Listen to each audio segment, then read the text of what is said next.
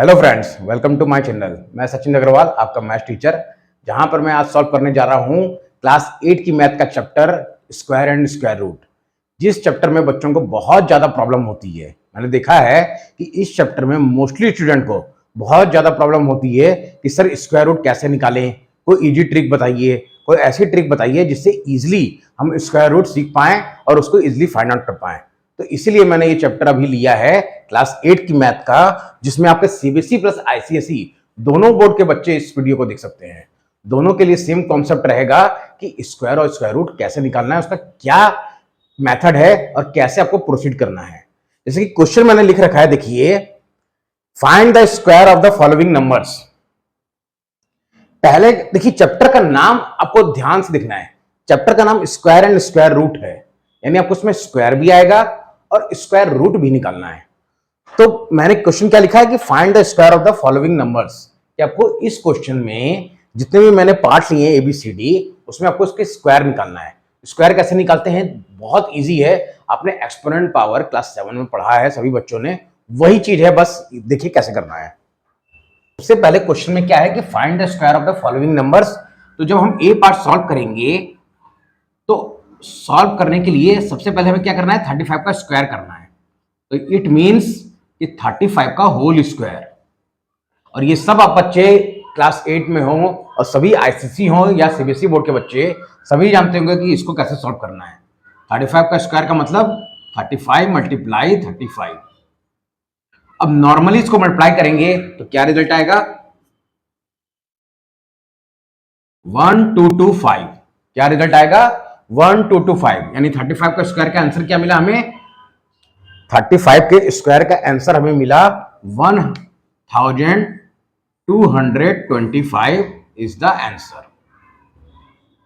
सभी क्वेश्चनों में जितने भी पार्ट हैं सिर्फ यही आपको करना है कि 35 का स्क्वायर, फिर 46 का स्क्वायर, फिर 16 का और रूट 1.2 का रूट का स्क्वायर कैसे फाइंड आउट करते हैं वो आप इजीली जानते हैं कि बस एक ही डिजिट को, सेम डिजिट को हमको सेम उसी डिजिट से मल्टीप्लाई करना है तो हमारा स्क्वायर आ जाएगा। यही मेथड है। तो बी पार्ट क्या है, 46। अब 46 का स्क्वायर करेंगे तो मल्टीप्लाई करेंगे आप 46 मल्टीप्लाई 46, तो हमें क्या रिजल्ट मिलेगा, 2116 is the answer of this question. यानी कि सिंपली इसमें बस हमें स्क्वायर करते जाना है और हमारा आंसर आ जाएगा। कुछ इस तरह का आपका क्वेश्चन रहेगा। और फिर नेक्स्ट देखिए सी पार्ट। सी पार्ट क्या है, 16 का स्क्वायर करना है हमें।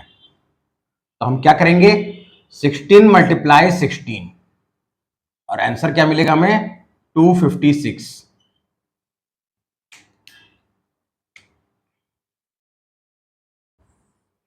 आंसर मिला हमें 256। सेम ऐसे ही अगर हम डी पार्ट करते हैं तो डी पार्ट है 1.2 और इसका स्क्वायर करेंगे तो क्या करेंगे हम लोग, 1.2 मल्टीप्लाई 1.2, आंसर क्या मिलेगा हमें, 1.44 is the answer of this question.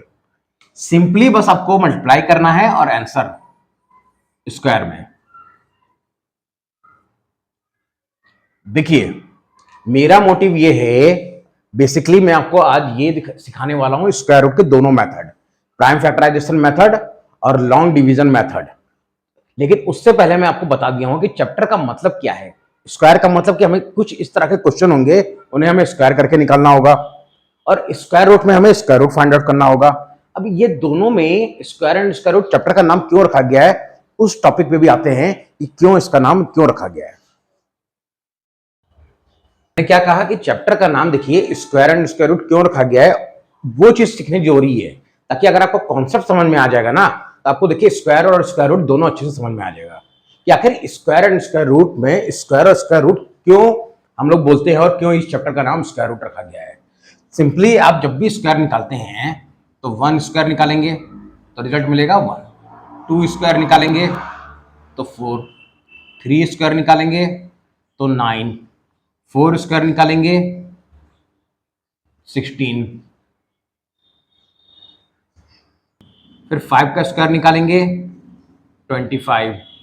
इसी तरह करते करते अगर आप 11 का स्क्वायर निकालते हैं तो आएगा 121। सेम इसी तरह 12 का स्क्वायर तो 144, 13 का स्क्वायर 169। तो यही आएगा स्क्वायर निकालेंगे तो। ये मैंने बताया आपको स्क्वायर निकालना। अब देखिए स्क्वायर रूट कितनी अच्छी बात है कि स्क्वायर रूट में क्या करना है।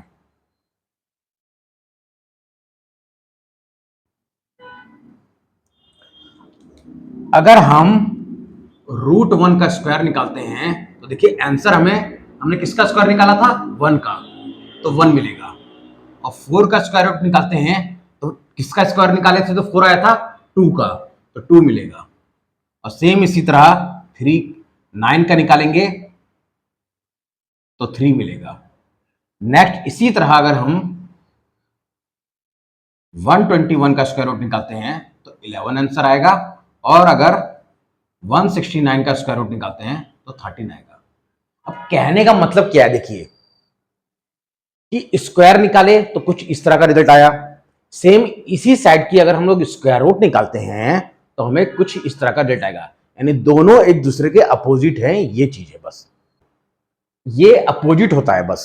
स्क्वायर रूट दोनों आपस में अपोजिट होते हैं, ये चीज आपको ध्यान में रखनी है बस। अब देखिए अगर आपको स्क्वायर रूट एकदम परफेक्ट करना है अपना, तो जो मैं ये बताने वाला हूं अब, वो आपको रिजल्ट एकदम याद होने चाहिए। अगर वो रिजल्ट आपको याद रहते हैं तो आपको स्क्वायर रूट एकदम परफेक्ट अच्छी तरह से समझ में आ जाएगा और सारे कॉन्सेप्ट भी आपको अच्छी तरह से समझ में आ जाएंगे। क्या है वो? सबसे पहले आपको 11 का स्क्वायर, 13 का स्क्वायर, 14, 15, 16, 17, 19, 25 का स्क्वायर, इतने आपको सारे रिजल्ट याद होने चाहिए एकदम। आप बोलेंगे सर इसको याद करने की क्या जरूरत है, हम तुरंत मल्टीप्लाई करके निकाल सकते हैं। लेकिन निकाल सकते हैं, देखिए मैं अभी क्वेश्चन बताऊंगा, कहां फंसेंगे आप।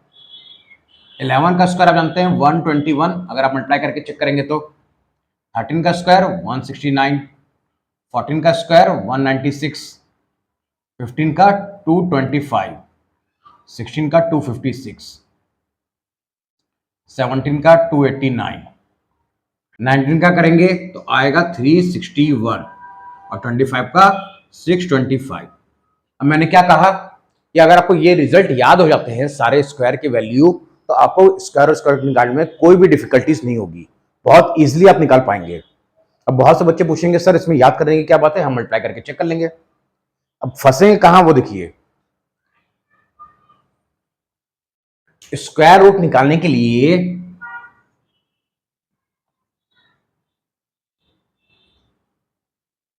आपको दो मेथड अप्लाई करना है।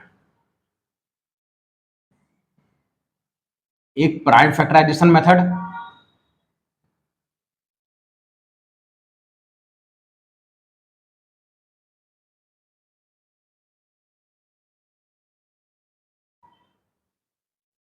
और दूसरा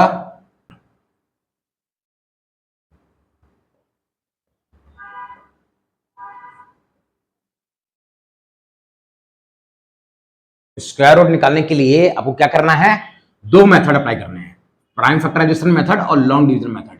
और ये दोनों मेथड आपको आने चाहिए। क्यों आने चाहिए उस पर भी आएंगे, पहले आपको ये सीखना चाहिए कि ये दोनों आखिर क्यों करना है हमें स्क्वायर रूट में, और क्यों ये याद करना है। अगर मैं कहूं आपको कि 169 का आप प्राइम फैक्टराइजेशन निकालिए, तो बहुत से बच्चे इसी में गलती करते हैं कि उनको समझ में नहीं आता है कि ये किससे डिविजिबल है।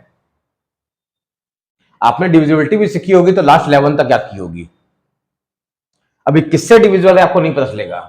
क्योंकि देखिए अगर आप सम करते हैं इसको तो 9 + 1 10 और 6 16, 3 से भी डिविजल नहीं है, 9 से भी नहीं, और इवन नंबर भी नहीं है कि 2 से डिविजल होगा, और लास्ट में 0 और 5 भी नहीं है कि आप 5 से इसको डिवाइड करके चेक कर पाए। तो आखिर ये डिवाइड किससे होगा, यहां से आपको दिखना है, इस केवल और केवल 13 से डिवाइड होगा।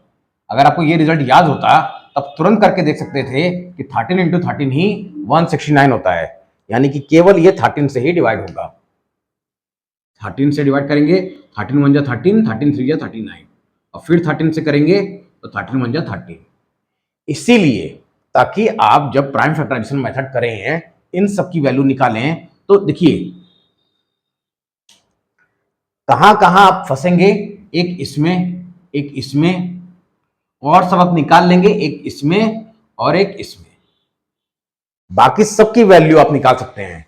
लेकिन जैसे ही ये रिजल्ट आ जाएगा 121, 161, 289, 361, तो आपको डिफिकल्टीज होगी। और अगर आपको ये याद रहता, अब तुरंत इसको 19 से ही वहां पे डिवाइड करके देखते, इसको 17 से, इसको 13 से, और इसको 11 से। इसीलिए मैंने कहा कि इतने रिजल्ट आपको याद होने चाहिए परफेक्टली। अगर आपको याद हो जाएंगे तो आपको डिफिकल्टीज नहीं होगी। अब देखिए स्क्वायर रूट को वो सीखने से पहले कि कैसे स्क्वायर रूट फाइंड आउट करना है, आपको दो बातें और याद करनी है कि how to represent square root. अब बोलेंगे सर ये तो हमें पता है, कुछ इस तरह से हमें स्क्वायर रूट बनाना है और इसके अंदर हमें कोई भी वैल्यू हम ले सकते हैं। जैसे मैंने x लिया है, आप कोई भी वैल्यू ले सकते हैं जैसा क्वेश्चन में हमें पूछा जाएगा। यही होता है स्क्वायर रूट को रिप्रेजेंट करने का तरीका, कुछ इस तरह से रिप्रेजेंट करना है। अब स्क्वायर रूट के बाद आपको यह सीखना है कि परफेक्ट स्क्वायर और नॉन परफेक्ट स्क्वायर क्या होते हैं। देखिए परफेक्ट स्क्वायर वो परफेक्ट स्क्वायर होते हैं, यहां 5 होगा, 5 स्क्वायर। अब आप बोलेंगे सर परफेक्ट स्क्वायर और नॉन परफेक्ट स्क्वायर हमें नहीं समझना है, एक बार फिर से समझाइए। देखिए मैंने क्या कहा, ऐसी वैल्यू 81, अगर 81 आएगा तो आपको बोलना है कि सर ये परफेक्ट स्क्वायर है। कैसे? क्योंकि हम जानते हैं कि 9 × 9 81 होता है, पेयर में आ जाएगी इसकी रिजल्ट। सेम इसी तरह से अगर मैं बोलूं 144, तो आप ये बोलेंगे सर ये 12 × 12 है और ये भी पेयर में है, इसलिए ये भी परफेक्ट स्क्वायर है। अब कौन परफेक्ट स्क्वायर नहीं होगा? 7, ये परफेक्ट स्क्वायर नहीं है क्योंकि ये सिंगल है, पेयर में नहीं है। जो डिजिट पेयर में नहीं आएगी वो आपकी परफेक्ट स्क्वायर नहीं होगी। जैसे 1000, ये पेयर में नहीं है, 10 × 10 × 10, दो पेयर में है लेकिन एक बच जा रहा है, तो इसलिए ये भी नॉन परफेक्ट स्क्वायर होगा। 13, ये भी नॉन परफेक्ट स्क्वायर है क्योंकि ये भी सिंगल है। तो ये सारे जितने होते हैं जो पेयर नहीं बन पाए वो नॉन परफेक्ट स्क्वायर होते हैं, और जिसका पेयर बन जाए वो परफेक्ट स्क्वायर होते हैं। तो उम्मीद करता हूं कि ये चीज आपको समझ में आ गई होगी कि परफेक्ट स्क्वायर और नॉन परफेक्ट स्क्वायर क्या होता है। क्योंकि मैं जो बताने वाला हूं आपको मेथड, उसमें आपको ये चीज जानना जरूरी है कि परफेक्ट स्क्वायर और नॉन परफेक्ट स्क्वायर में क्या डिफरेंस है। परफेक्ट स्क्वायर वो जो इसका पेयर बन जाए, जैसे 5 का स्क्वायर 25, तो 25 का पेयर बन गया 5 × 5, 81 का पेयर बन गया 9 × 9, 144 का पेयर बन गया 12 × 12, लेकिन 7 का पेयर नहीं बना। इसका आपका इन दोनों का पेयर बन गया लेकिन ये अलग छूट गया, 13 का पेयर बनेगा ही नहीं। तो ये चीज, अब इसको याद करने की एक सिंपल आप लोग की बुक में दी हुई होगी, सीबीएसई और आईसीएसई दोनों में दी रहती है। क्या है? अगर लास्ट डिजिट 2 3 7 8 हो तो वो सारे के सारे नंबर नॉन परफेक्ट स्क्वायर होते हैं। देखिए इसमें 7 आ रहा है इसलिए नॉन परफेक्ट स्क्वायर है, इसकी लास्ट डिजिट 3 है, मैच कर रहा है, नॉन परफेक्ट स्क्वायर है। और एक चीज और याद करनी है आपको, odd number of zeros, odd number of zeros अगर ये होंगे तब भी नॉन परफेक्ट स्क्वायर रहेगा।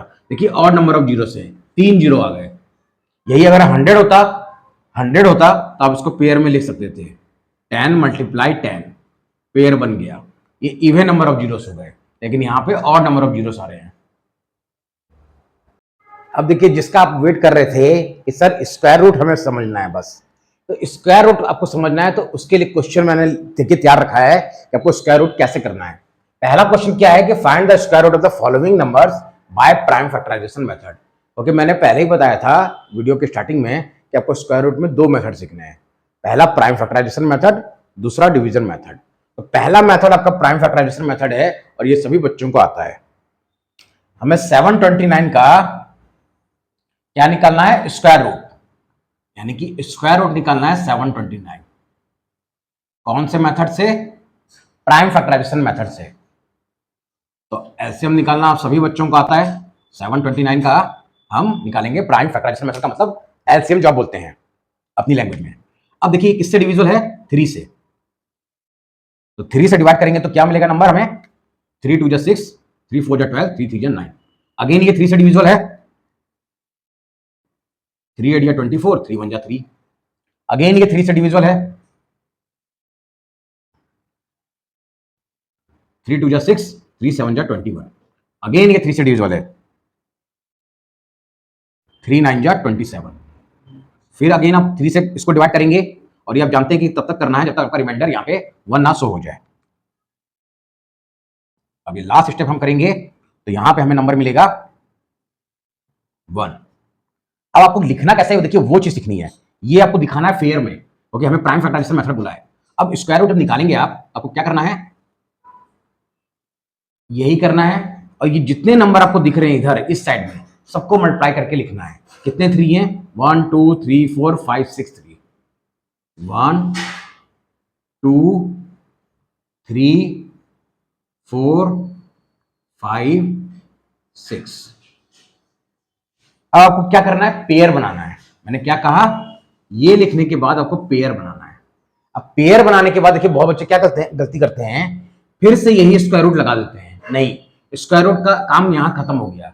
अब आपको क्या करना है, स्क्वायर रूट से बाहर इसकी वैल्यू निकालनी है। तो जो भी डिजिट आपको पेयर में दिख रही है 3 × 3, तो एक 3 बाहर आएगा, इसमें से भी एक 3 बाहर, और इसमें से भी एक 3 बाहर, और इसकी वैल्यू कितनी आएगी मल्टीप्लाई करेंगे तो 27। यानी कि हमें 729 का आंसर क्या मिला, 27। इस तरह से आपको प्रोसीड करना है। देखिए कितना आसान है, प्राइम फैक्टराइजेशन मेथड बहुत आसान है। अब जो डिवीजन मेथड है वो भी आसान है, बस थोड़ा सा प्रैक्टिस की जरूरत है बस उसमें। अगर आप प्रैक्टिस करेंगे तो वो भी आपको 100% डेफिनेटली समझ में आ जाएगा। नेक्स्ट क्वेश्चन भी इसी के करके देखते हैं। अभी हम करेंगे अब एक तरह पेयर में डिवीजन, ये है स्क्वायर, यहां सब पेयर होगा, पेयर में डिवीजन तो 8 7 6 पूरा। अब आपको क्या करना है, जो रिजल्ट आप यहां लिखे हैं, क्या कहा, जो आंसर आप यहां लिखे हैं